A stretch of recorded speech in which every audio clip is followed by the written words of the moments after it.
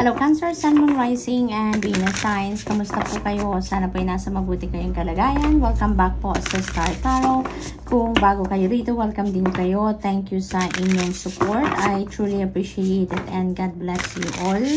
Tignan natin kung ano ang mga messages ninyo for the month of October.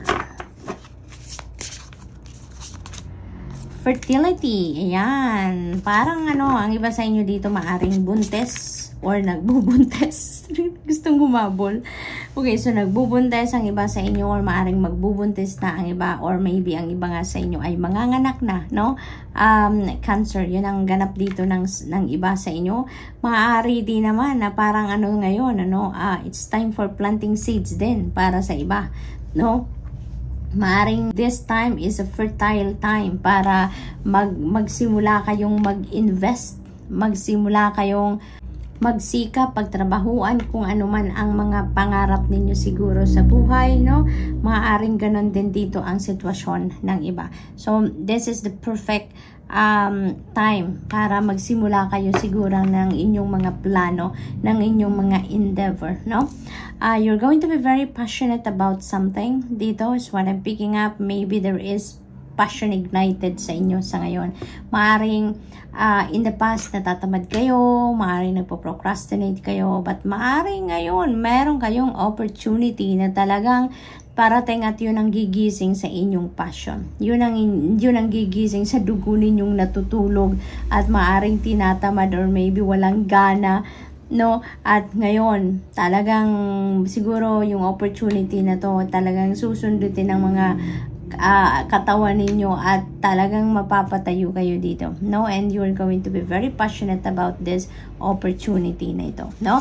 Maaring related yan din sa inyong creativity, Cancer. Maaring ganon ang ganap dyan. Justice energy, yan. So justice will be served dito sa inyo. Kung ano ang para sa inyo, makukuha ninyo. What you deserve, no? Ay talagang kung ano man ang deserve ninyo, yan ang mapupunta sa inyo. Yun ang makukuha ninyo, no? Yun ang napipick up ko dyan. Balance also will be back in your life. Dito, no? Balance will be back in your life. Kaya magiging kahit pa paano, magiging maayos na ang lahat. Magiging kalmado na rin ang pakiramdam ninyo. Kasi mababalik na sa order, kumbaga, ang buhay ninyo, ang sitwasyon ninyo. Magkakaroon ka na din dito ng kapanatagan, no? Focus, ayan, Wizard of the Woods. You are definitely going to be focused kasi ang feeling ko dito, kasama to dito sa passion energy, no?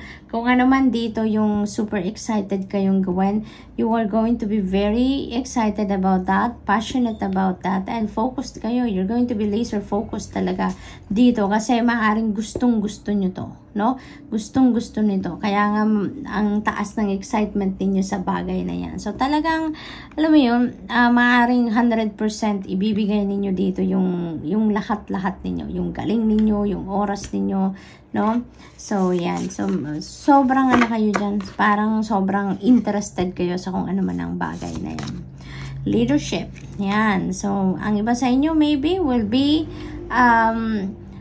promoted to a leadership role, no? Magla-level up into a leadership role. Maaaring magiging manager na kayo, magiging supervisor na kayo, maaaring magiging consultant na kayo, no?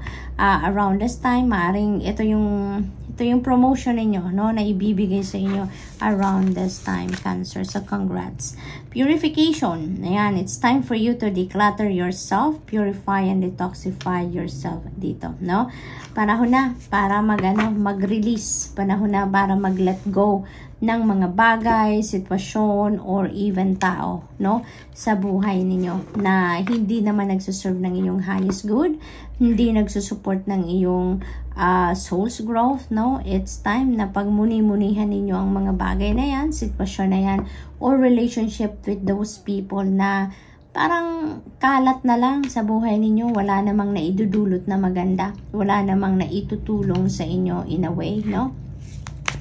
So, what else? We have bravery. Explore your inner wild places. Ayan. So, it feels like, kasama pa rin siya dito sa focus and dito sa passion, no? Kung ano man yung endeavor na yan, ano, kung ano man yung opportunity na yan, and also leadership, no? Kailangan din siguro ninyo dito na maging matapang kayo, maging matatag kayo, no? Sa mga sitwasyon na nakakaharapin ninyo dito, no? Bilang isang leader. And then dito rin sa pagharap ninyo sa bagong endeavor na to, sa passion and focus, kung ano man ang bagay na yan, ano, na bibigyan ninyo ng attention sa ngayon, you may also need your bravery dito para nang sa gayon maharap ninyo, ma-manage ninyo, ma-experience ninyo ng maayos, maganda, 'di ba? Ang kung ano man ang sitwasyon na yan, no? Yung focus din nito, maaari din na related yan sa leadership role ninyo, no? Na parang advice din ito sa iyo na ngayong umangat ang inyong posisyon sa trabaho, you may need ngayon to put more of your focus and concentration dyan sa role ninyo, sa bagong role ninyo, nang sa gayon magampanan ninyo ng maayos, di ba? Ang bagong posisyon ninyo sa trabaho. So we also have your path and have courage to follow your own path. Ayan. So feels like ano to, related yan dito sa passion. Kaya kayo masayang-masaya, kaya kayo excited dyan, at kaya kayo magbibigay talaga ng focus ninyo dyan. It's because maybe talaga na yan ay ang inyong mga pangarap. Maaring that is your dream job, your dream career, no? Maaring yun ang pumasok sa inyo or papasok na opportunity sa inyo. Kaya, my encouragement sa inyo dito na have courage to follow your own path, no? Hindi yung hindi yung kung ano yung gusto ng kasama ninyo, doon na lang din kayo, no?